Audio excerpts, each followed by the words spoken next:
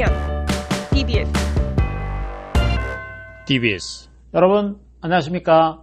송사리 교수입니다. 네, 오늘 신약성경 요한복음 8장 5절부터 제가 읽겠습니다. 선생이여, 이 여자가 간음하다가 현장에서 잡혔나이다.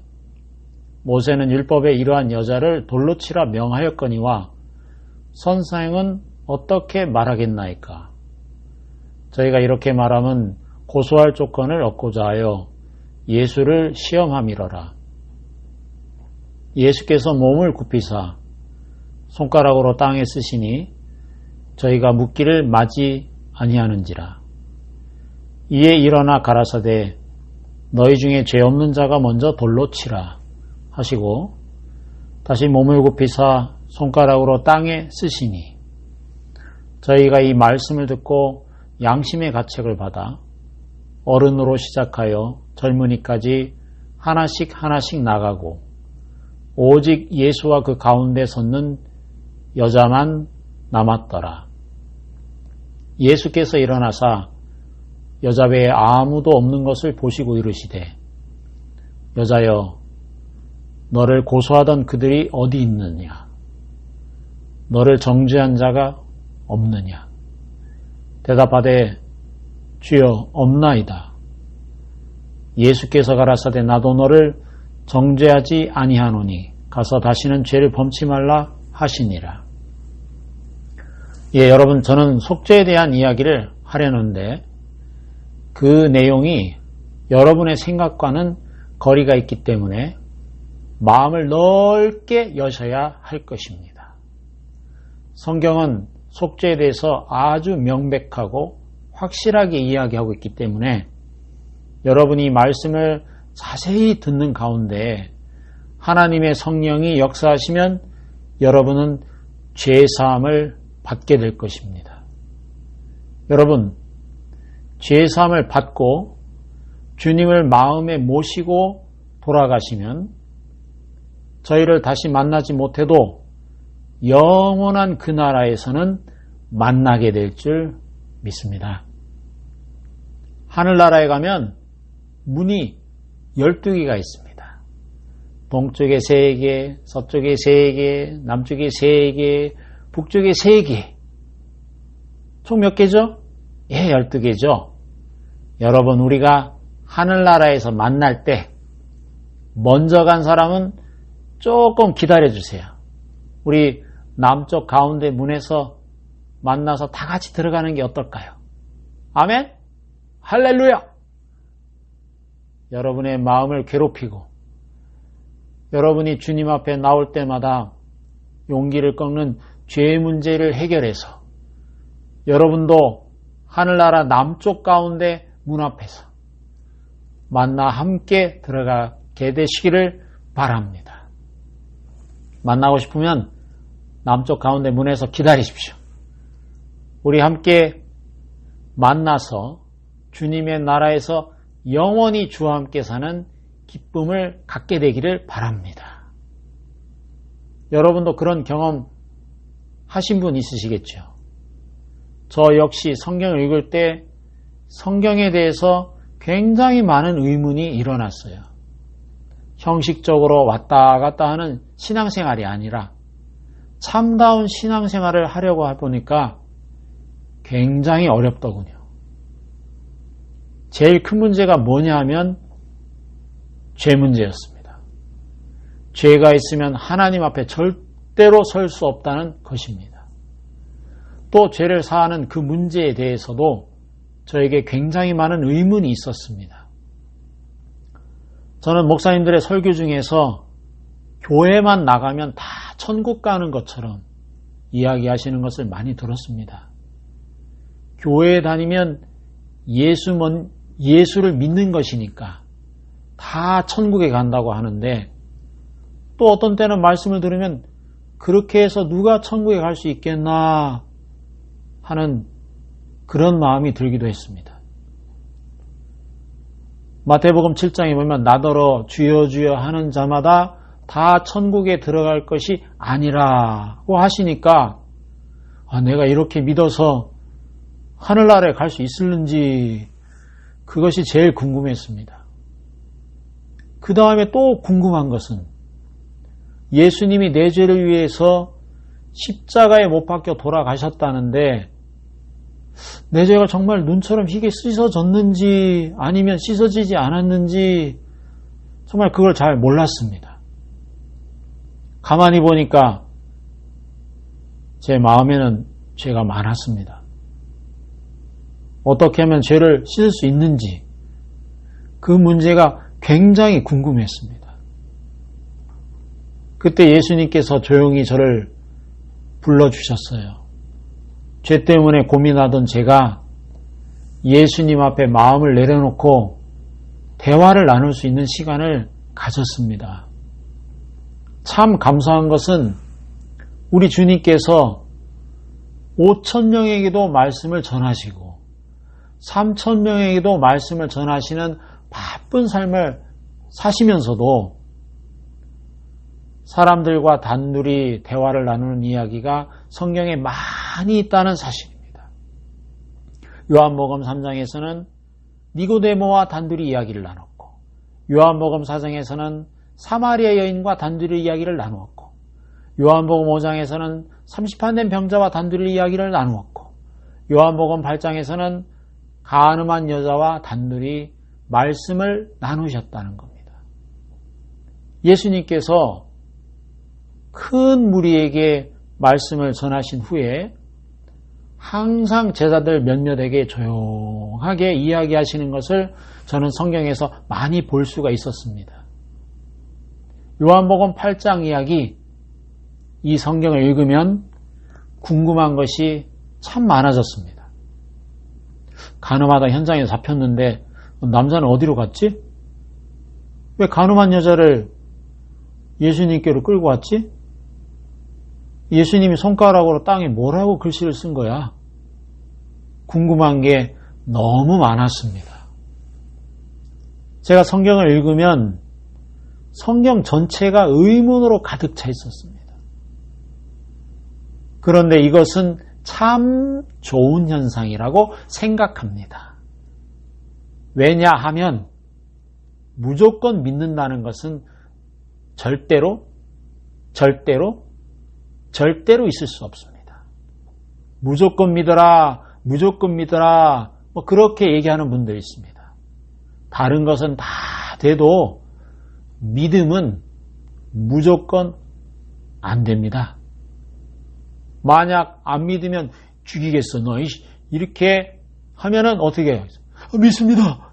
라고 말을 할지는 몰라도 마음으로는 믿어지지 않습니다. 이상하게도 마음은 순리대로 흐르기 때문에 마음에 부담이 있는 그대로는 억지로 믿으려고 해서 되는 것이 아닙니다. 얼마 전 신문에 이런 기사가 떴더라고요.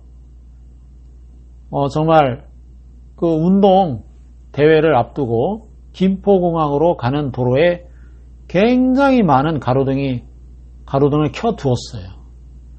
김포공항 도로 옆 들판에는 농사를 짓는 농부들이 도로가에 와서 보니까 벼가 자라기는 자라서 꽃을 피는데 벼가 전혀 연결지 않더라는 것입니다. 그래서 왜 이렇지 하고 자세히 조사해 보니까 가로등 바로 아래에 있는 벼들이 그렇더랍니다. 농부들이 손해배상을 청구했어요. 가로등 때문에 벼가 익지 않아 손해를 봤다고 하니까 행정기관에서 그럴 리가 있나? 가로등 때문에 벼가 안 익다니 말도 안 돼. 그러면서 농사 전문가에게 그 문제를 의뢰했답니다.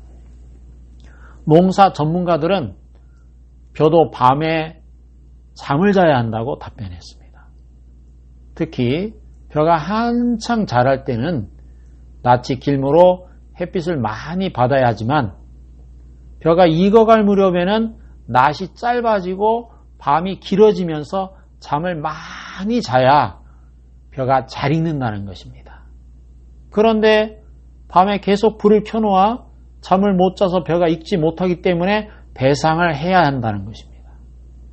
그래서 그때부터 밤 12시면 부랴부랴 막 가로등을 끄기로 했대요. 하나님이 만드신 만물은 순리대로 되어가는 길이 있어요. 미국의 과학자들은 우주에다가 거울을 달아서 밤에도 햇빛이 미국의 일정한 도시에 비치게 할 수 있다고 합니다. 그런데 그 일을 감히 못하는 이유가 있어요. 그렇게 하면 생태계가 파괴돼요. 어떤 재앙이 올지 아무도 모르기 때문입니다. 여러분, 그와 같이 우리 신앙도 억지로 되지 않습니다. 끌어와서 믿어야 돼 해도 안 됩니다. 믿긴 믿어야 하는데 믿음이 일어나지 않으니까 믿어보려고 애를 쓰고 그래도 안 되면 믿습니다 하고 소리쳐 보기도 하는 것입니다. 여러분, 믿으면 믿는 것이지 왜 주여 믿습니다 하고 힘을 씁니까? 저절로는 안 돼. 저절로는 안 믿어지니까 믿어보려고 애를 쓰는 것이죠. 저는 제 아내를 믿지만 여보, 나는 당신을 믿습니다 라고 한 번도 말한 적이 없습니다. 어느 날 제 아내에게 여보, 내 사랑하는 아내요, 나는 당신을 믿습니다 한다면 얼마나 우스운 일입니까? 믿습니다 하는 사람들은 믿음이 안 와서 믿어보려고 애쓰는 사람들 아니겠습니까? 그것은 믿음이 아닙니다. 믿음은 순리대로 되어야 합니다. 여러분의 문제가 무엇입니까? 여러분은 예수님이 십자가에 못 박혀서 내 죄를 위해 죽으셨다는 것을 압니다. 여러분이 주일 예배에 참석할 수도 있고 금식도 할 수도 있고 연모도 할 수도 있고 성가 대원도 할 수도 있고 주일학교 반사도 여러분의 힘으로 할 수 있습니다.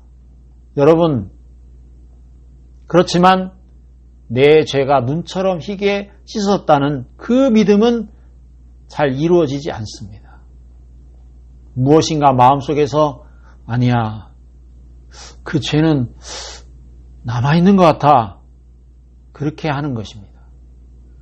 예수님이 십자가에 못 박혀 내 죄를 씻어놓은 사실을 알기는 알지만 내 마음의 죄가 하나도 없이 깨끗하다고 입으로 말할 수는 있어도 마음 전체에서, 여러분의 마음 전체에서 그게 이루어지지는 않는다는 것입니다. 예수님은 우리의 머리를 깨끗게 하려고 하는 것이 아닙니다. 우리의 마음을 깨끗게 하려고 하셨습니다. 여러분의 마음에 믿음이 없기 때문에 예수님이 죄를 씻으신 사실이 믿어지지 않거든요. 그러니까 기도하려고 하면 제일 먼저 죄부터 생각나는 것입니다. 예수 믿으면 기쁘고 즐겁고 감사하다고 말을 하지만 하나님 앞에 나오면 면목이 없어서 부끄럽습니다. 부족합니다. 하는 삶을 살 수밖에 없는 것입니다. 저는 예수 그리스도께서 여러분의 죄를 위하여 십자가에 못 박혀 죽으셨다는 사실을 이 시간에 이야기하려고 하지 않습니다. 왜냐고요? 그것을 모르는 사람은 아무도 없기 때문입니다. 예수님께서 나를 위해 십자가에 못 박혀 죽으셨다는 그 사실을 모르시는 분 있습니까? 한국 속담에 부뚜막에 소금도 집어넣어야 짜다는 말이 있습니다. 예수님이 우리 죄를 위해 십자가에 못 박혀 죽으신 것이 사실이지만 내 마음의 죄가 씻어져야지. 예수님은 십자가에 못 박혀 죽으시고 나는 마음의 죄를 갖고 있다면 그것은 믿음도 아무것도 아닌 것입니다. 저는 교수 생활을 통해서 십자가의 보혈로 우리 죄가 사해지는 믿음의 길을 성경에서 찾았습니다. 여러분, 그 길을 따라서 예수님께서 내 죄를 위하여 죽으셔서 내 모든 죄가 눈처럼 희게 씻었다는 믿음이 마음에 들어서면 죄에 대해서 아무런 거부감 없이 평안함과 해방을 누리게 됩니다. 그때 성령은 비로소 여러분의 마음속에 들어가셔서 여러분을 인도하시게 됩니다. 성경은 죄사함에 관한 이야기들이 굉장히 많아서 제가 그 이야기를 다 할 수 없지만 요한복음 8장의 가늠한 여자가 예수님 앞에 나와서 죄 용서함 받는 이야기를 통해서 어떻게 하면 우리 마음에 있는 죄를 씻음 받을 수 있는지는 다시 한번 생각해 보려고 합니다. 요한복음 8장 1절부터 보면 예수는 감람산으로 가시다. 아침에 다시 성전으로 돌아오시니 백성이 다 나오는지라.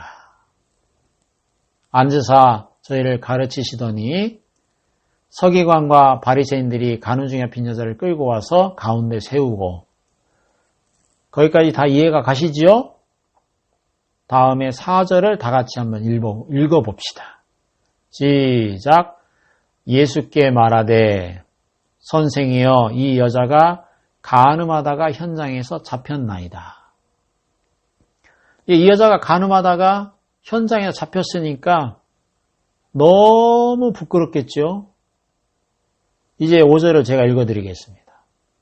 모세는 율법에 이러한 여자를 돌로 치러 명하였거니와 선생은 어떻게 말하겠나이까?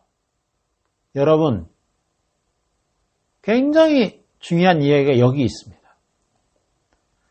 죄를 지은 한 여자가 있는데 모세는 이 여자를 돌로 때려 죽이라고 했습니다.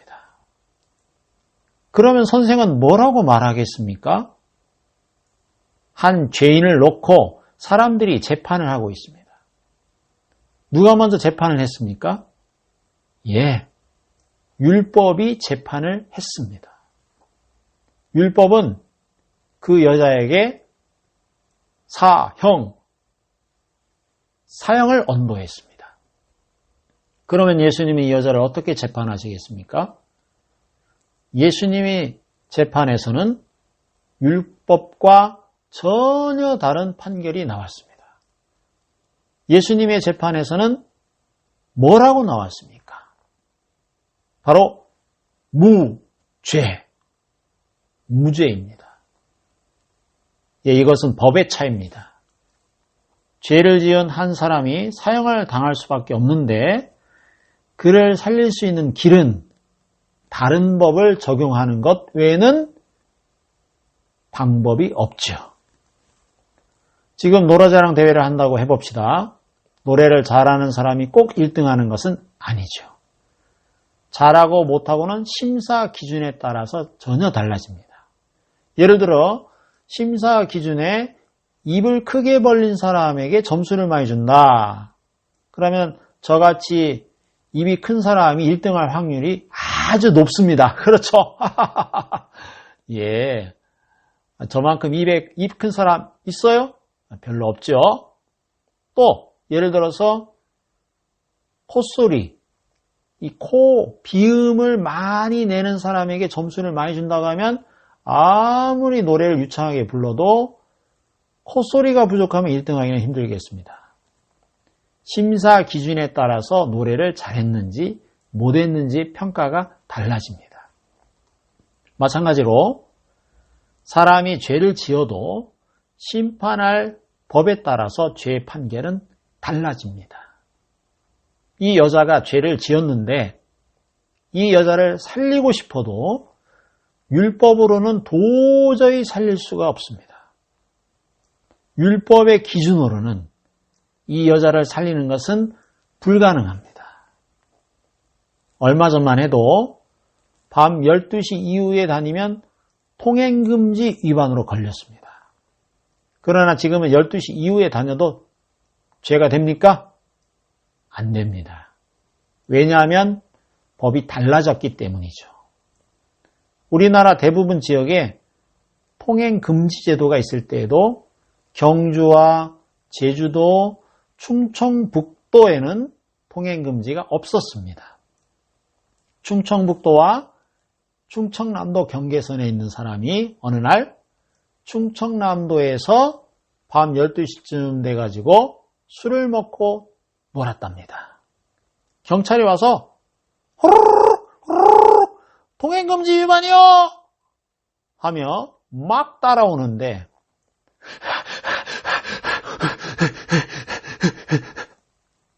충청북도로 도망가면 죄가 됩니까? 충청북도에는 통행금지라는 법이 없기 때문에 죄가 안 됩니다. 그러나 그 사람이 다시 충청남도로 오면 경찰이 잡으려고 하겠죠. 또 도망쳐서 충청북도로 건너가면 경찰이 잡을 권한이 없습니다. 충청남도 경계선 안에 있다가 통행금지를 위반하면 벌금을 내야 하지만 충청북도에는 통행금지가 없기 때문에 자유로운 것입니다. 요한복음 8장의 간음한 여자는 간음 예비 음모를 했다든지 눈짓을 했다든지 한 것이 아니죠. 간음을 하다가 현장에 잡혔기 때문에 죄를 지은 것이 확실하고 율법으로는 그 여자를 멸망해서 건질 수가 없죠. 오늘 저녁에 저는 이 간음한 여자가 죄에서 해방을 받는 근본적인 방법을 성경에서 말씀드리고 싶습니다. 이 이야기는 여러분이 지금까지 생각했던 것과 전혀 다른 이야기가 될지도 모릅니다. 그러나 마음을 열고 말씀을 들어주시기를 바랍니다. 다시 한번 이야기해 봅시다. 충청북도에 있던 사람이 밤 12시가 넘어서 충청남도로 오면 어떻게 됩니까? 잡히고 맙니다. 그런데 다음에 충청북도로 갔습니다. 그때 경찰관이 충청북도까지 따라와서 잡았다고 한번 해봅시다. 그러면 잡힌 사람이 뭐라고 하겠습니까?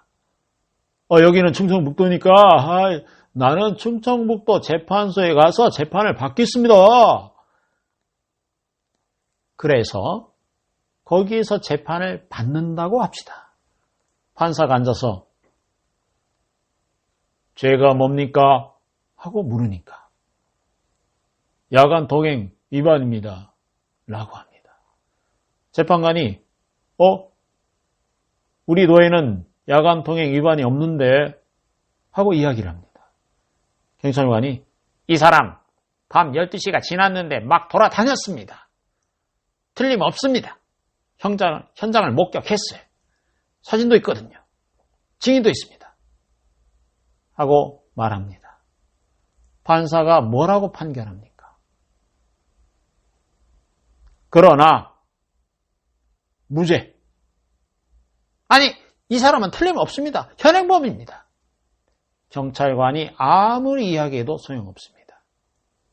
할 이야기가 다 끝났는가? 네, 끝났습니다. 참. 그러면 피고는 무죄다. 집에 돌아가 열심히 사업을 하고 생활을 하도록. 그 사람을 묶을 만한 법이 없다는 것입니다. 여러분, 무엇이 우리를 죄인으로 정합니까? 율법이 우리를 죄인으로 정합니다. 법이 없으면 죄가 죄되지 않습니다. 여러분, 제가 예수 믿지 않는 사람이라고 생각해 봅시다. 담배를 피웠습니다. 죄가 됩니까? 대한민국 현행법으로는 죄가 안 됩니다. 그러나 대한민국에서 담배를 피우면 사형이다 라는 법을 만들었다면 내가 담배를 피우면 됩니까? 안 됩니까? 피우다가 잡히면 그대로 끌려가서 죽게 되겠죠. 그러니까 법이 죄를 성립시킵니다. 로마서에서는 율법이 있기 전에도 죄는 있었지만 율법이 없을 때는 죄를 죄로 여기지 않았다고 했습니다. 여러분 이야기가 좀 딱딱하고 어려울 수도 있지만 이야기를 계속해 보고 싶습니다. 가늠한 여자가 예수님께 왔죠? 그 여자가 자기 발로 걸어왔습니까? 아니면 누가 끌고 왔습니까? 서기관들과 바리새인들이 끌고 왔다고 성경에 기록되어 있습니다. 그러나 실제로 이 여자를 예수님께 끌고 온 것은 서기관이나 바리새인이 아닙니다. 바로 율법이 이 여자를 끌고 왔습니다. 율법이 없으면 이 여자가 끌려올 수 있습니까? 율법은 죄를 만들고 죄는 우리를 그리스도에게로 인도하는 장본인입니다. 그것은 마치 자동차의 세루 모터와 같습니다. 자동차의 엔진이 움직이기 전에 먼저 세루 모터가 먼저 움직이고 그 다음에 엔진이 돌면 세루 모터는 꺼지게 됩니다. 그런데 여러분 세루 모터가 고장난 것을 본 적이 있습니까? 세루 모터가 윙윙 하고 돌다가 꺼져야 하는데 꺼지지 않는다면 고장이 나고 엔진은 두 번 다시 돌릴 수 없습니다. 그러면 자동차는 움직이지 못하죠. 율법이 그렇습니다. 율법은 우리를 예수 그리스도께로 인도하는 몽학선생이라고 신약 갈라디아에서 이야기하고 있습니다. 율법이 없다면 죄를 지어도 나쁜 것인지 전혀 모릅니다. 율법은 우리에게 죄를 가르쳐 주었습니다. 아, 이런 일은 하나님이 싫어하는구나. 간음해서는 안 되지. 살인하면 안 돼. 여러분, 그것을 깨우쳐 준 것이 율법입니다. 만일 죄를 깨닫지 못하면 아무도 예수님 앞으로 나오지 않을 것입니다. 죄를 사함받고 싶어하는 여러분에게 율법이 죄를 깨우쳐주고 있다는 것입니다. 그래서 율법이 세루모터가 되어 우리 마음의 죄를 깨우쳐주고 난 뒤에는 율법은 떠나가고 예수 그리스도가 와야 한다는 것입니다. 여러분, 세루모터가 역할을 제대로 하지 못하면 엔진을 정상적으로 돌려줄 수 없듯이 여러분의 마음이 율법 아래 계속해서 잡힌받으면 절대로 성령이 여러분 속에 임하실 수가 없습니다. 여러분이 율법에서 벗어나야만 그때 비로소 하나님의 성령이 임하는 것입니다. 모세 율법에는 이러한 여자를 돌로 치라 했는데 선생님은 뭐라고 말씀하시겠습니까? 그들은 그렇게 물었습니다. 그때 예수님은 뭐라고 하셨죠? 아무 말씀도 하시지 않았습니다. 다만 손가락으로 땅에 글씨를 쓰기 시작했어요. 많은 성경학자들이 예수님이 손가락으로 도대체 땅에 뭐라고 쓰셨을까 연구를 많이 한대요. 여러 가지 발표를 하고 있습니다. 어느 날 제가 성경 공부를 인도하고 있는데 어떤 분이 저에게 그런 질문을 하더라고요. 교수님, 예수님이 간음한 여자를 재판하실 때 손가락으로 땅에 뭐라고 쓰셨어요? 저는 그분에게 분명하게 대답했습니다. 몰라요. 제가 읽어본 책 중에서 성경만큼 진실하고 분명하고 확실한 책은 없습니다. 이 성경은 빠진 것이 없고 짝이 없는 것이 없는데 만일 성경에서 우리가 알아야 할 필요가 있다면 그것에 대해서 빠짐없이 정확하게 기록했을 것입니다. 성경에 보니까 예수님이 손가락으로 땅에 글씨를 쓰셨다는 말은 기록되어 있지만 무슨 말을 쓰셨는지는 나와 있지 않습니다. 저는 이것을 어떻게 받아들이고 있냐 하면 하나님께서 우리에게 알려주고 싶은 것이 있는데 그것은 그때 예수님이 무슨 말씀을 쓰셨는가의 내용보다도 손가락으로 땅에 글씨를 쓰셨다는 사실입니다. 그러면 예수님께서 땅에 손가락으로 글씨를 쓰신 것이 무슨 의미가 있겠습니까? 저는 그 다음부터 성경에서 손가락으로 글씨를 쓴 이야기를 찾아보았죠. 구약 성경 다니엘 보니까 어떤 사람의 손이 나타났어요. 벽에 메네 되게 으바르신이라고 썼다는 이야기가 있습니다. 그 다음에 하나님의 손가락이 글씨를 쓰신 것이 어디에 있는가 하고 찾아본 뒤에 굉장히 놀라운 비밀 하나를 깨닫게 됐습니다. 하나님은 손가락으로 이 세상에서 2번 글씨를 쓰셨습니다. 첫 번째는 모세가 시내산에서 2개의 돌판을 받았을 때 10계명을 하나님이 손가락으로 친히 쓰셨다고 기록되어 있습니다. 그러면 하나님이 10계명 돌판에 손가락으로 쓰신 것과 예수님이 손가락으로 땅에 쓰신 것은 어떤 차이가 있는지 그 이야기를 해보고 싶습니다. 예수님이 글씨를 다른 데서 쓰지 않고 간음한 여자 앞에서 쓰셨죠. 왜 간음한 여자 앞에서 이 글씨를 쓰셨을까?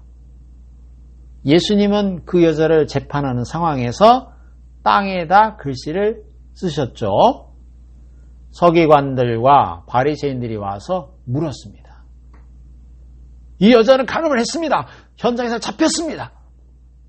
모세 율법에는 이런 여자를 돌로 쳐 죽이라고 말했는데 선생님 어떻게 말하겠습니까? 선생님의 판결을 보여주시기 바랍니다. 예수님은 판결을 내리기를 강요받고 있었다는 것입니다. 예수님이 그 여자를 판결하기 전에 손가락으로 땅에 글씨를 쓰셨다는 사실에는 의미가 있죠. 이 여자는 법에 의해서 판결을 받아야만 합니다. 먼저 율법이라는 법이 이 여자를 판결했는데 그 율법은 예수님이 세상에 오시기 약 1500년 전에 하나님께서 시내산에서 2개의 돌판에 써주신 것입니다. 하나님이 직접 손가락으로 글씨를 쓰신 그 법에 의해서 여자를 심판하면 그 여자는 죽을 수밖에 없죠. 여러분, 하나님께서 시내산에서 손가락으로 쓰신 그 법으로 심판을 하면 그 여자뿐만 아니라 오늘 여러분과 저도 멸망될 수밖에 없습니다. 이 지구에 있는 어느 누구도 율법을 완벽하게 지킨 사람은 하나도 없기 때문에 결국은 멸망될 수밖에 없다는 것입니다. 하나님은 율법의 주인이십니다. 하나님은 율법 외에 한 다른 법을 주셨습니다. 그것이 살리는 법입니다. 예수님에게 이 법을 주셨죠. 이번 시간은 여기까지입니다. 감사합니다. 안녕히 계십시오. 감사합니다.